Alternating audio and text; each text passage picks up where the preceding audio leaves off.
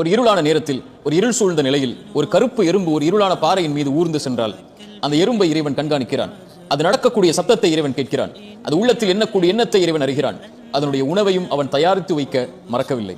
இப்படி ஒரு சின்ன ஜீவராசியையே இந்த பிரபஞ்சத்தில் இறைவன் மறக்காத போது என்னையும் உங்களையும், என் நிலையையும் உங்கள் நிலையையும் இறைவன் மறப்பானா? இறைவன் ஒருபோதும் நம்மை மறப்பதில்லை.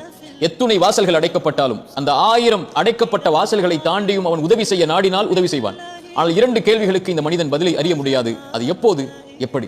ஆனால் இந்த 2 கேள்விகளின் பதிலையும் இந்த வாழ்க்கையில் அவன் கொடுக்கும் போது அப்போதுதான் அந்த மனிதன் புரிந்து கொள்வான், இறைவன் என்னை ஒருபோதும் மறக்கவில்லை என்று. நபி மூசா சொன்னார், லா யதில்லு ரப்பி வலா யன்சா. இறைவன் எதையும் தவற விடுவதில்லை, இறைவன் எதையும் மறப்பதில்லை. என் உள்ளத்தின் ஆழத்தில் ஒளிந்திருக்கும் கவலைகளையும், என் கண்கள் வடிக்கும் கண்ணீரின் துளிகளையும், என் இதய துடிப்பு எப்போது என் வாழ்வில் இந்த பிரச்சனையிலிருந்து வழிபிறக்கும் என்ற கேள்வியையும் இறைவன் ஒருபோதும் மறப்பதில்லை. இறைவன் ஒருபோதும் தவற விடுவதில்லை. உள்ளத்தின் ஆழத்தில் பதிய வையுங்கள்.